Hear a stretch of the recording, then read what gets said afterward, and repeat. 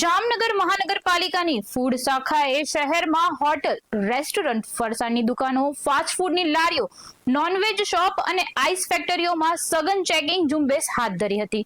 કુલ 71 પેઢીઓમાં તપાસ દરમિયાન વિવિધ નિયમ ભંગ બદલ ₹19,000નો દંડ વસૂલવામાં આવ્યો હતો. કાર્યવાહી દરમિયાન 45 કિલો અખાદ્ય તેલ, 15 કિલો પ્રિન્ટેડ પસ્તી, 25 કિલો વાસી ખાદ્ય જથ્થો તેમજ 50 કિલો અનહાઇજેનિક ખાદ્ય સામગ્રીનો સ્થળ પર જ નાશ કરવામાં આવ્યો.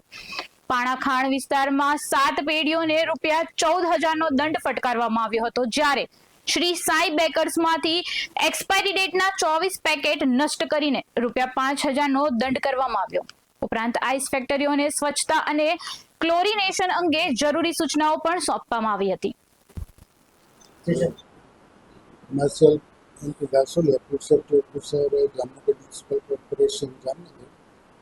મહાનગરપાલિકાના માન્ય કમિશનર શ્રી કેડિયા સાહેબ ખાસ કરીને અત્યારે રેની સિઝન જેવી વાતાવરણમાં ગંભીર બાબતે ચિંતિત છે રોગચાળા અંગે.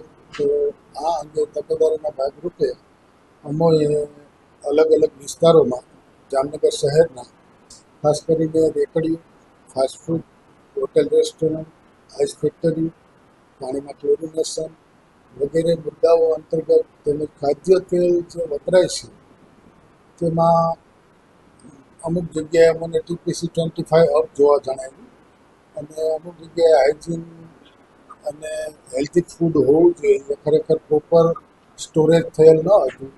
તો આવી વસ્તુઓ અમે આશરે 25 કિલો જેવી પસ્તીનો નાશ કરાયો છે. પ્રિન્ટેડ પેપર વાપરતા હતા એવા તમામ જગ્યાએ અને એને વોર્નિંગ આપવામાં આવ્યું. ખાદ્ય તેલનો જથ્થો છે અખાદ્ય